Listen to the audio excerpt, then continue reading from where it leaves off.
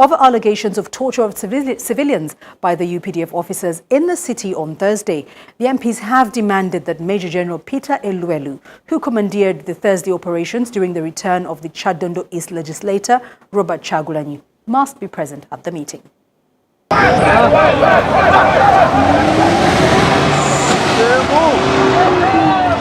Chaotic scenes were recorded in the city and Wakiso as the army used sticks to clap down those who were celebrating the return of Chadondo East legislator Robert Chagulanyi, aka Bobby Wine.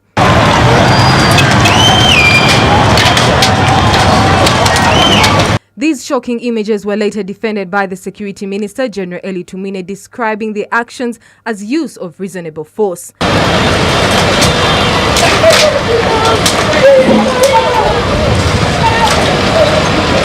Members of Parliament on the Defence and Internal Affairs Committee have now summoned all line security ministers, the Chief of Defence Forces and the officer who commanded the Thursday operation to explain the events that shocked the country. But now it is becoming the order of the day.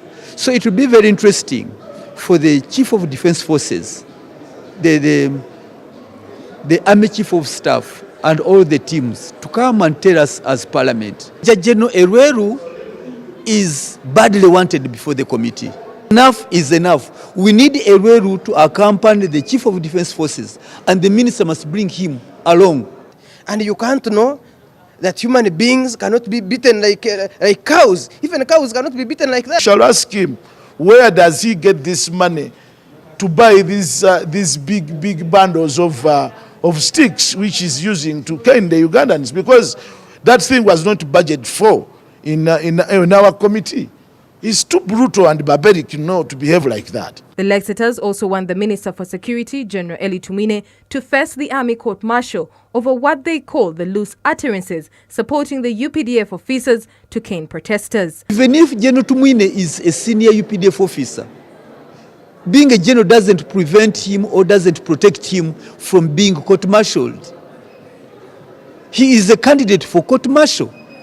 We want to see action. Whatever Tumine is doing is illegal, it is inhuman, it is barbaric, it is primitive. Should have apologized yesterday, but I don't think he can apologize because he believes in what he's saying. But he must know that he is a minister, he's a leader. So don't come to with your papers and even to Parliament and start bashing soldiers as if they are your toilet paper. The police brutality is bad, but for the UPDF it is worse. Because we are rearing a monster. Just because he has seen some artists being popular, so he thinks by singing he will be popular. He thinks by singing he will be followed the way other artists are being followed. I could see, continually see, our beautiful country, Uganda. Sheila Tsime Mugisha, Sam Ibanda Mugabi, NBS, Live at 9. Now, in a display of might, UPDF soldiers beat up a group of people in Kasangati, behavior previously synonymous with the police force while handling protests. Police spokesperson Emilian Kaima has explained that the police force is on a quest to redeem its image following a public outcry. Ugandans have previously known the Uganda police force for tear gas, pepper spray and the popular Chiboko squad for assaulting the Wananchi. But the digital media revolution has tasked the force to change strategy. For every operation, as I told you, we do debriefs. We sit back and critique ourselves and also listen from members of the public what they say. Today, social media will give you feedback instantly. Some are biased, but every comment that comes weighs in on you and you learn a lesson and we move forward. A view he shares with security analyst Charles Romushana. There is media and which is now developed that is capable of covering this situation live. The increased military presence in the recent political events has seen the army engage the public more than the police. Analysts have weighed in describing the situation as fluid, meant to destabilize government. The operation, the way I see it, is to suppress and contain the threat. But when you're suppressing and containing this threat, you have to calculate a number of other factors which technically are called obstacles. So the first obstacle is the population.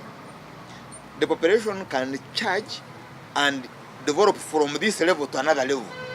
and populations have overthrown regimes in Sierra Leone, in Ivory Coast, in Tunisia. With all the three obstacles manifested in the current political climate, police treads carefully, and it is evident in the way they operate. Engaging those concerned, rehearsing everything that we are going to do, so that there is clarity of purpose for everyone on the road or in the field.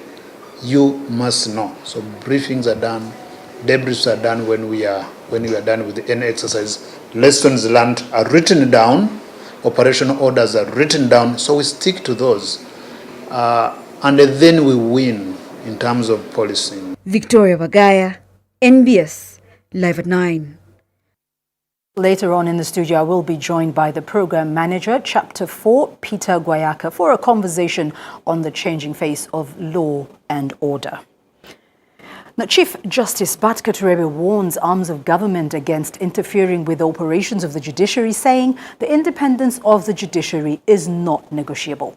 This was during the first memorial lecture held in honor of the first Ugandan Chief Justice Benedicto Chiwanuka, who was killed by the Idi Amin regime. He is said to have strongly opposed the violations of human rights in Uganda. The courts in Uganda remained under key and lock as the judiciary dedicated the day to remember its first black Chief Justice, Benedicto Chiwanuka, who was killed during the Idi Amin regime for his pronouncements against the regime's violations on human rights. Different dignitaries, including retired judges, judges from the Supreme to the High Court, lawyers and players from the political front, gathered at the High Court to celebrate the life of one of their own that died in the struggle for rule of law.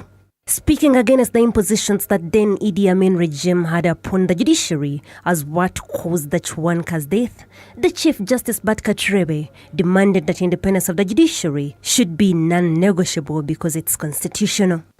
The protection of the independence of the judiciary, the promotion of the rule of law are not things we should be begging for. These are things in our constitution. Justice Katurebe was also concerned about the current violations of people's rights, saying that even if things aren't out of hand, it's similar to historical violations that degenerated into the country's most gross murders. Incidents like invasion of court premises to arrest people who have come to seek justice from the courts, to derogate and describe in very unpalatable manner decisions of court and court orders, to disobey court orders, to disparage judges either individually or as a judiciary. Those things are pointers to what can go tragically wrong for this country once again. The lecture was characterized by a strong call against a repeat of history of violence and militarization. A caution to you, our heroes, is that the story of the 27 guns should now stay in history as a reminder of what should never be repeated. There are two ways to attain power. One is the most desirable, the constitutional path of elections. The other one is the democratization of violence. Fortunately, I walked both paths. I have been very engaged in violence. I've also gone through elections. I would like to tell the country that violence is extremely expensive. Keynote Speaker Chief Justice Emeritus Wako Wambuzi, who replaced the late, risking to befall the same fate, noted painfully that up to date, there has never been justice accorded to his predecessor who refused to sacrifice the rule of law at all costs. Unfortunately, to date, neither the people of Uganda nor his immediate family have been accorded the simple and profound opportunity of being able to give his remains a decent burial.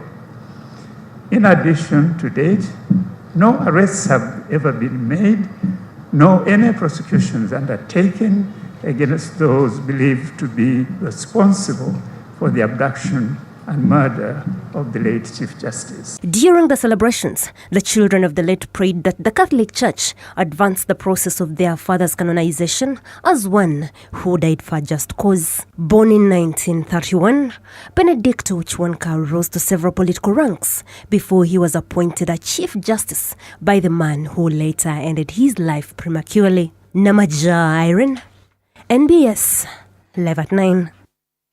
Now, the UPDF Fisheries Protectorate Unit has arrested 20 fishermen in Mayuge district over illegal fishing. They were found using illegal fishing gear which was impounded and later on destroyed. Amid strong opposition from political leaders, especially those from fishing communities, UPDF in the Fisheries Protectorate Unit continued to carry out operations in Lake Victoria. In an operation carried out in Mayuge and Jinja districts, 20 fishermen, including minors, were arrested. These were found using banned fishing nets like beach sin nets and other illegal gears. And a recommended net that catches naipers is 6 inches. This is 1.5. Many boats and nets used in illegal fishing worth millions of shillings were destroyed as the fishermen and their leaders at Namgongo landing site in Mayuge district watched helplessly.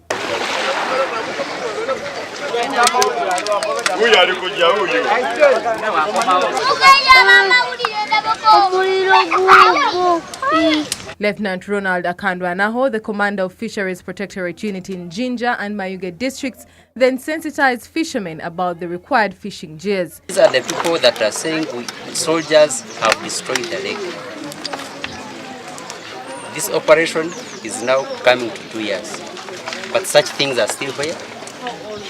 You ban, he buys. You ban, he buys. He said many defiant fishermen have continued to involve themselves in illegal fishing and vowed to crack them down. People who do try, who say that UPDF is very simple.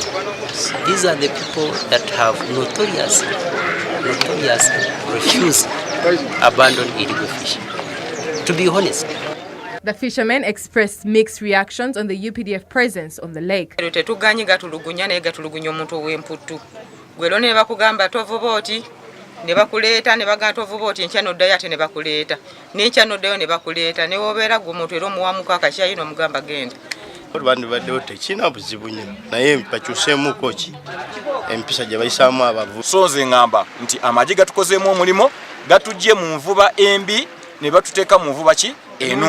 actions of the UPDF come after the Speaker of Parliament, Rebecca Kadaga, suspended the House pending a government report.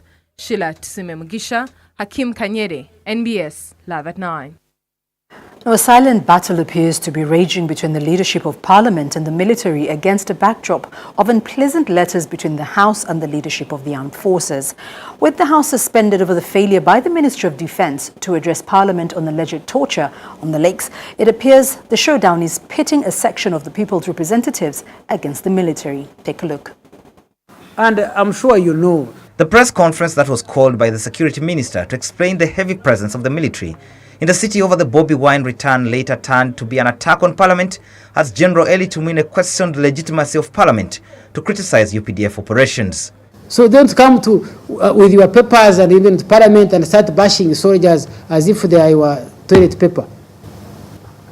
It's not Parliament, it's not the journalists who are going to discipline UPDF. UPDF, its foundation of discipline was started at the beginning of the struggle of the revolution. The comments come when there appears to be a strained relationship between the Legislative Assembly and the UPDF that led to the suspension of the House by the Speaker Kadaga last week. We want your answer on Tuesday without fail. You don't need more time. You have got the capacity to get information. Bring a statement here on Tuesday, and in the meantime, the House is suspended. This announcement appeared to be a climax of the waters that are rising above the bridge. About a year ago, there was the letter from the Speaker demanding to know the identity of the men who entered Parliament, a letter that up to now remains unclear whether it was responded to. Then came the letter asking about the alleged torture of MPs in Arua, one that saw the head of state respond in defense of the military. There has been so much talk about the torture by the security forces of people like Honorables Bobby Wine and Zaki. What if those allegations turn out to be false? How will the accusers, local and foreign, rectify the injustice they have done to the security forces? But what do the MPs make of the sequence of events? UPDF only takes orders from the head of state. So they know the supreme power must come from the head of state. And the head of state has given them that power to do whatever they do with immunity. They are untouchable. They can't. Nobody can even change what they have decided. The NRM, the facade, is being peeled off. And we are now looking at the real NRA. The M was just a facade, it was a veil, but now it is unmasked. So it is true that once in a while you will require this explanation. Where does this leave the line enshrined in the principle of separation of powers? The head of state is at the same time also underlooking the efforts of the parliament. He's doing whatever it takes to show the public that the parliament is useless. The parliament may not even function, may not be around. He can even do away with it. But the unfortunate bit of it is blamed on the Constitution of 1995 because it gave excessive powers to the executive that even they can appoint members of the bench and even the presiding officers of the legislative arm is courtesy of executive interface or participation. You know, the speaker and the deputy speaker, where they come from. I've seen some kind of friction because when the explanation has not been forthcoming, members of parliament have been agitated because they feel that their constituents are being victimized, especially those.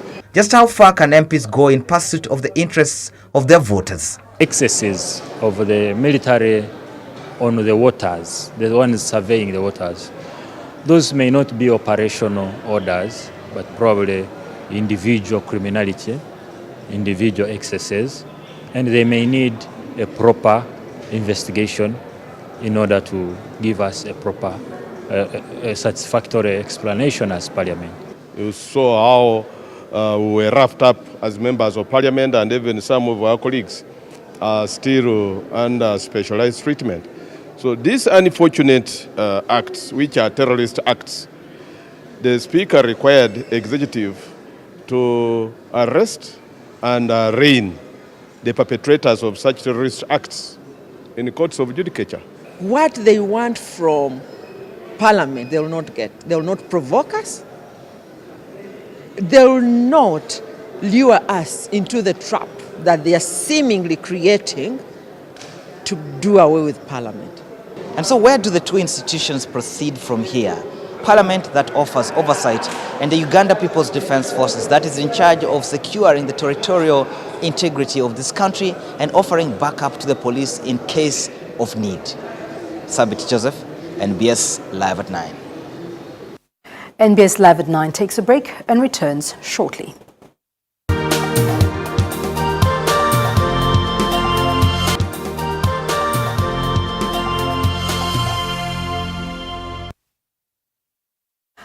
Welcome back. You're still watching NBS Live at 9. Now, joining me in studio for a conversation on human rights abuse and what is perhaps seen as the changing face of law and order in Uganda is the program's manager, Chapter 4, Peter Magela Gwayaka. I got that right? Yeah. Thank you so much for joining us. You're welcome. Now, Peter, police has over so many years been in the spotlight of all manner of human rights abuses, and right now we are seeing the police consistently say that they're trying to change their image and they're trying to move away from that negative image. But what we're also seeing is we're seeing the UPDF sort of step up. Why do you think this is the case? I think there is a desire to change the police image or the general image of the country, but there are no steps taken to do that. I'll take you slightly back. Police not long ago hired some foreign companies to improve their image. And all they did was take a few shots there. I remember during Walk to Work, they introduced some whites with jackets written on evidence gathering, something like that. It did nothing. It didn't change anything. All the subsequent violence we've seen hasn't changed much, and as even government responds by saying we are cleaning the image, nothing happens. So to me, the desire is there, but the change, there's nothing really that they actually do to change the way they beat people or handle people, and that goes both for police and for the army. I suppose change takes a little longer, but this is going to bring me to my next question.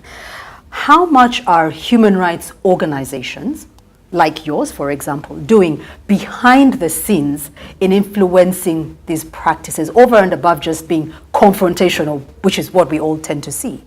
Yeah, a number of reforms that you see actually have been driven by human rights organizations. I'll give you an example of police complaint handling forms which were made by the Police Accountability, which is a group, different CSOs.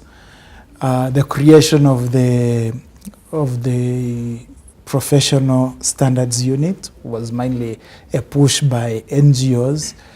The fact that a number of NGOs nowadays make complaints. I've seen a lot of media complaints to the Professional Standards Unit. So a lot of things are happening behind the scenes.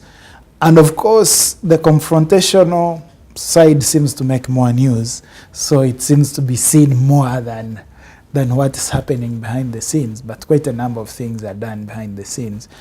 Unfortunately, the changes are extremely, extremely slow.